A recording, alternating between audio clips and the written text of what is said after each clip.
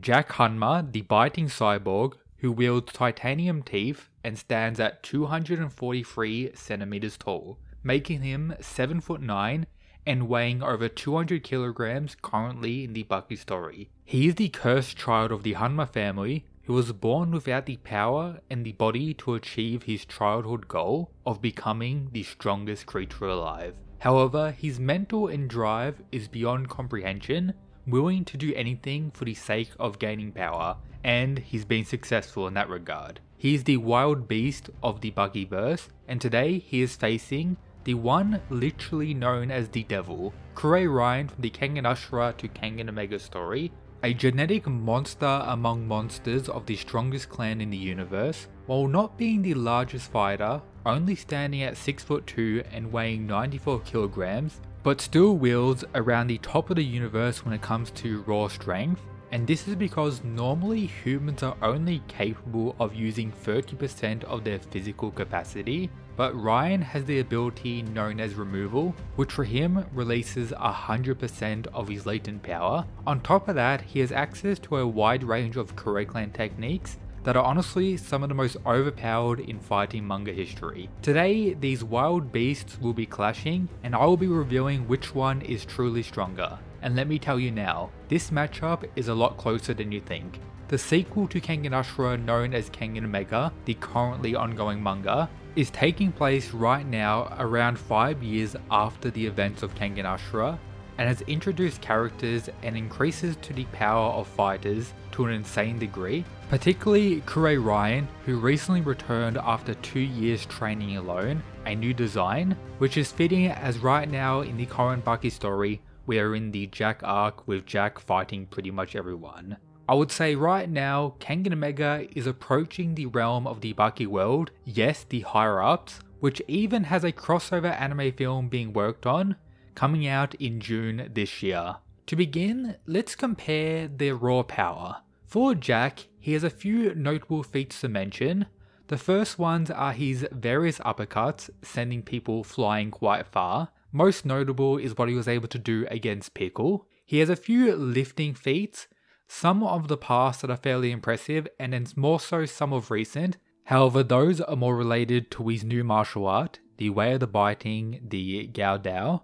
Not really physical power. When it comes to scaling we can provide within the Baki universe, we have a moment where Garland was able to shake the entire underground arena, with people thinking an actual earthquake occurred, and as we know, during the Maximum Tournament, Jack was able to defeat Garland, proceeding to grow in power to an insane degree after that, as that occurred very early in the series, over 25 years ago when it comes to the Baki manga's serialization. Apart from that, naturally we need to mention Yujiro's iconic earthquake feat, and explain whether or not we can scale Jack over that within the story. Naturally, Yujiro has some of the most wild feats and most impressive ones in the whole Baki universe, but characters don't typically scale to Yujiro. Yujiro is without a doubt the strongest character in the series. However, when he performed that feat, that was in the flashback when Baki was 13 years old, long before even the main events of the Baki story, and we have ways to argue Jack is above that level of power. For example, Doppo Orochi was able to push Yujiro to a high degree, forcing him to unleash the demon back, something he didn't need to use to stop that earthquake.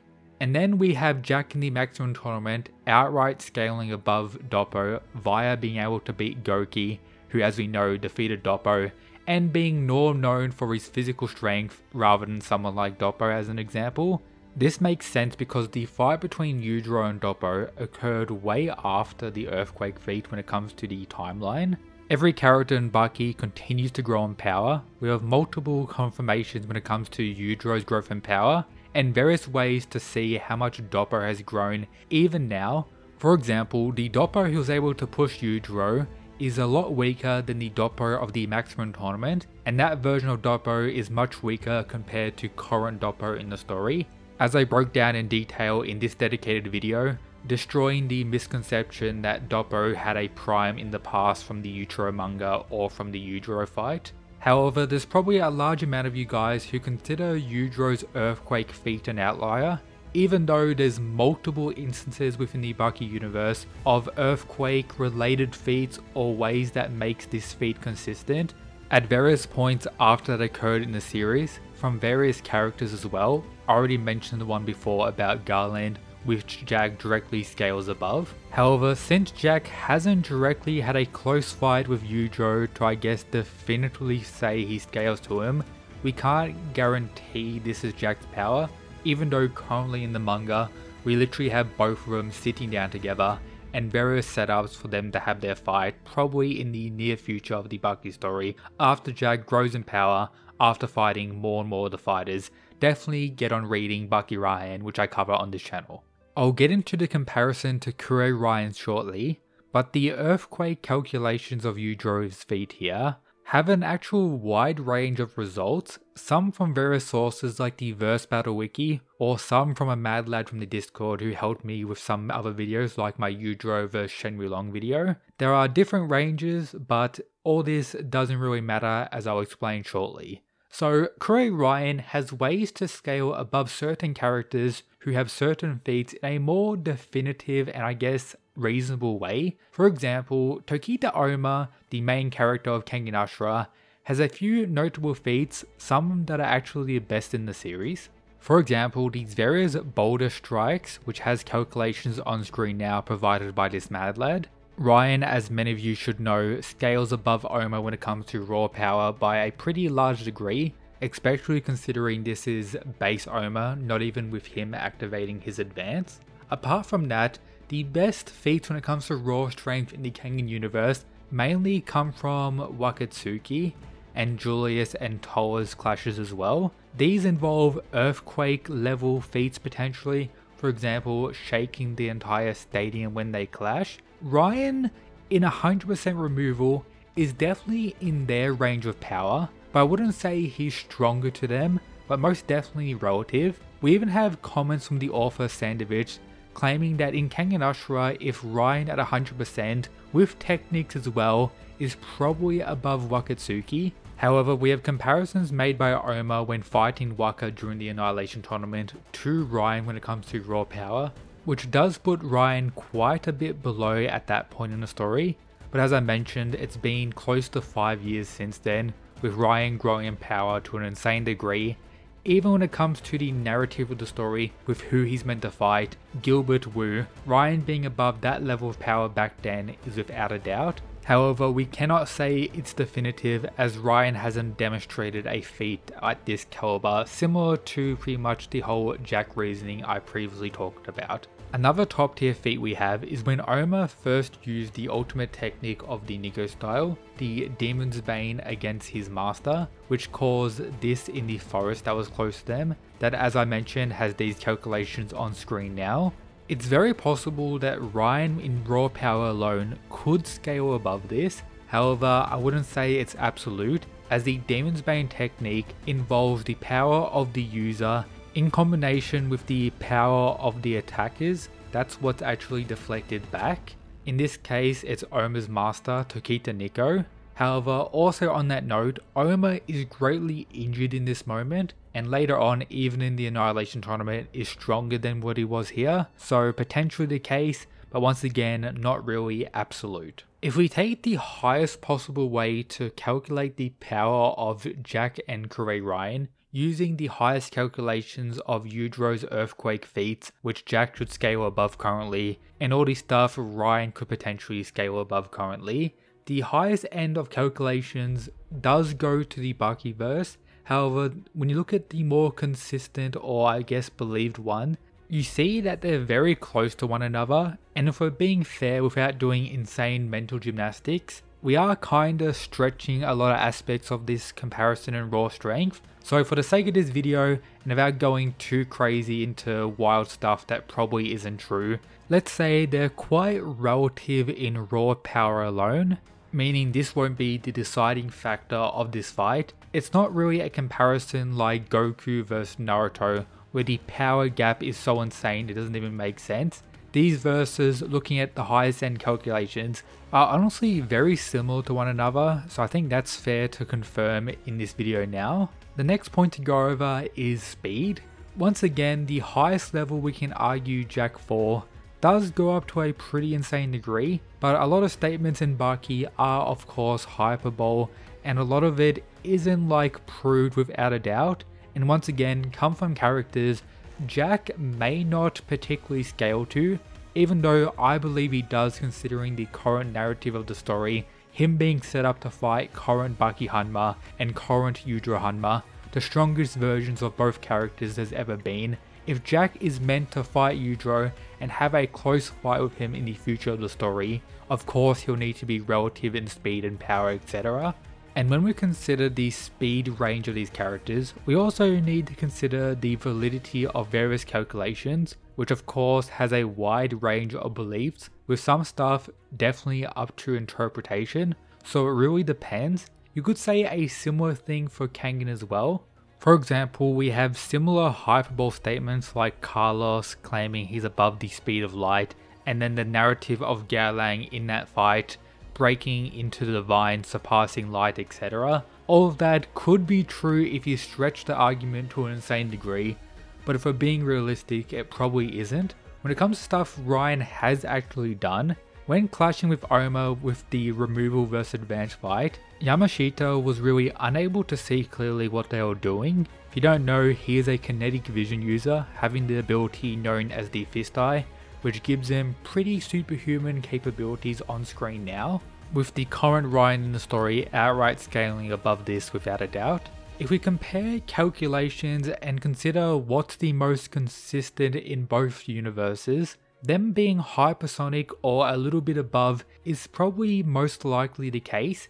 If we take the highest end speed calculations and say Jack currently does scale above that or to it, yes, Baki is faster, but if we're being consistent and what Jack has actually done, which speed wise isn't as much as characters like Yujiro or Baki, etc., we can't really say that's an absolute. So honestly, a similar range of speed as well, which is very interesting. Which now brings us to the main deciding factor of this matchup, their abilities and more so fighting style. Jack Hanma, currently in the story, which is the one I'm using for today's video, is currently dedicated to his new martial art that he's trying to perfect, Gao Dao, which pretty much involves Jack biting, but with tactics, knowledge, and pretty much a goal of defeating his opponent by any means necessary. This includes 2 fights already where he's won from his opponent pretty much fully unconscious via the loss of blood, something we honestly never expected in a series like Baki. Apart from that, his striking is stated multiple times to be top tier, something we've seen him use since his initial introduction, and he also has the means to grapple to a degree as well, as demonstrated a few times, which can also be used in combination to set up his biting, and then also has the ability to counter Goki's Aiki, a martial art that does have abilities that arguably are similar to Demon's Bane if you break it down.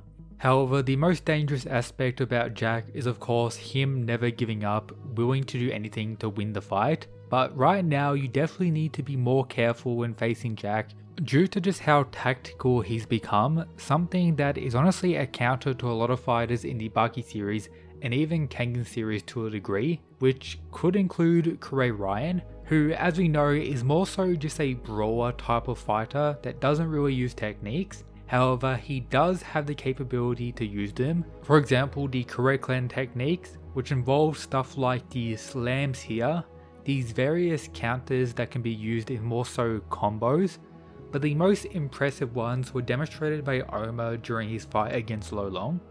Most notably, the Kure family tradition technique known as copy, which allowed Oma to somewhat copy or replicate Lolong's showing of going limp in his joints, with Rahen most likely being capable of using this same ability. However, we do not know the degree of this technique, meaning how powerful and what it can exactly copy, as we've only seen it used one time in that one instance, so we can't make it seem all powerful, but what it did do was quite impressive. Rahen right now in Kengan Mega is showing insane growth, demonstrating new Kure Clan techniques, and actually being compared to the Connector, which of course is setting up the entire Kengan burst to get an even further buff in overall power. Additionally, both Rahen and Jack have narrative in their stories currently, being compared to the one considered the strongest by all. Both are in their best situation to continue improving immensely, but the final question we have left is who would truly win this matchup.